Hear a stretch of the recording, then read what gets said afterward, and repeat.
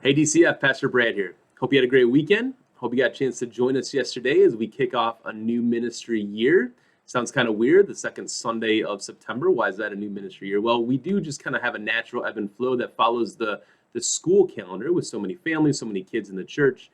As ministries kind of ramp up starting this week, as they did on Sunday mornings, we'll kick into the full all-in schedule starting at the end of this month with the all-in bash or kickoff, and then we'll start kind of full-fledged in October. So we're excited for what God is going to do in our midst this year as we seek to make and mature disciples of Jesus for the glory of God, seeking to fulfill that great commission that Jesus gave to us before he left the earth. Want to come to you this morning as we pursue Christ together throughout our weeks, and just want to give you a word of encouragement if you have been struggling to find time and to set aside time to pursue the Lord, to release that, to bring that before the Lord, to express your desire to spend more time with him, and then to just start doing it. Don't be filled with guilt. Don't be filled with shame. Today is another opportunity, a new day, the day that the Lord has made. And it's an opportunity for us to pursue Christ today, to open our Bibles, to pray as we go throughout our day, to set aside time to pray, to use these means of grace that God has given to us, his word and prayer. Those are especially true as we gather together as the people of God. It's how he builds our faith, but we can put those into practice in our normal everyday life, to be devoted to the Lord in his word and in prayer. So if you haven't been doing that, don't be filled with guilt and shame. Just start today. Make him the priority. Set aside time. No relationship is developed and grown apart from spending time with one another. And so at the very core of it, our relationship with Jesus is built upon the time that we spend together. I'm coming to you today with the second part of Article 22 in the Belgic Confession.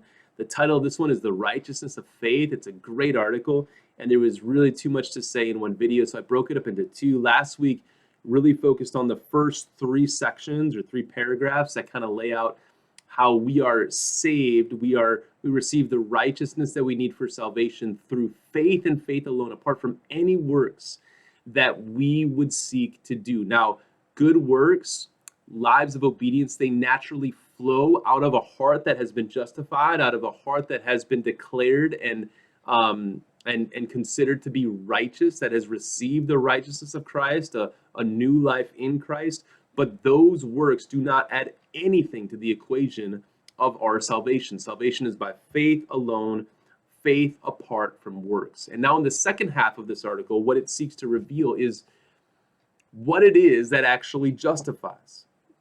What justifies us? Is it faith? Well, one of the major doctrines of the Reformation that marks Protestant churches, that we hold up as an extremely high value that separates us from the Catholic Church, is that we are justified by faith alone.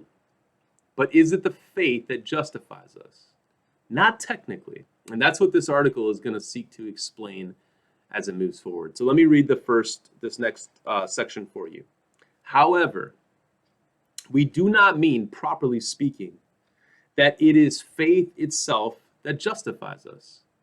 We're justified by or through faith, but the faith is not what justifies us. For faith is only the instrument or the means by which we embrace Christ, our righteousness. Now that might seem like a minor technicality, but it's a major implication. What are you resting on for your justification? Is it faith? Not technically. Technically, it's the righteousness of Christ, which comes to you by faith. The question ultimately, as it comes to our justification and our good standing before God, is, are we justified? Are we declared righteous? Are we having the righteousness of Christ counted as ours? And the question is, how does that happen? Well, the answer is through faith, right? Faith is the vehicle. It is the instrument. It is the means by which the righteousness of Jesus flows to us, not by works. We are justified by faith alone. But the faith is not what justifies. It is the righteousness of Christ. Here's the second part, or the next paragraph. But Jesus Christ is our righteousness in making available to us all his merits. Think about it. We are declared righteous because we have the active obedience of Jesus Christ counted as ours, which is his perfect and sinless life. That is part of what makes us righteous. His active obedience counted as ours, and his passive obedience, which is his death on the cross, atoning for our sin and counting as our death. We are righteous in the sight of God because we have the active and passive obedience of Jesus Christ. His merits counted as ours, which again comes to us through faith, but the faith is not what justifies us. It is the righteousness of Christ that justifies us. That is what we have counted as ours. And while faith alone apart from works gives us great assurance, how much greater is our assurance when we consider that we have the righteousness of Jesus counted as our own. That is what gives us such great assurance of our salvation that we can never lose. Not that I have faith or in this moment feel like I don't have faith. It is that I have the righteousness of Christ counted as my own. And when that is true, man, there is nothing that can knock me off of that solid rock that is Jesus Christ upon which we stand. Okay, so Jesus Christ is our righteousness in making available to us all his merits and all the holy work he has done for us and in our place. And faith is the instrument that keeps us in communion with him and with all his benefits. So it's obviously essential. Faith is essential. We never want to let go of justification by faith alone. It's huge. You cannot overstate how important that doctrinal belief is. But what that delivers to us, the instrument that is, it delivers to us the righteousness of Christ, which makes us justified. For when those benefits are made ours, they are more than enough to absolve us of our sin. For our sake, God made him who knew no sin to be sin for us, so that in him, in his righteousness, when we are in union with him, as we talked about yesterday in the sermon, we become the righteousness of God.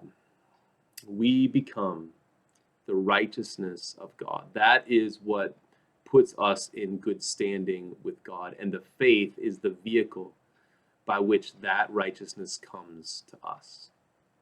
I hope that helps you. I remember understanding that more clearly several years ago now, and just found that belief, that understanding to be such an assurance for me, such an eye-opening reality for me, that yes, faith is the vehicle, but what faith delivers to us is the rock solid, never failing, always assuring righteousness of Jesus Christ, counted as mine, so that though I die, yet shall I live, and live with God forever.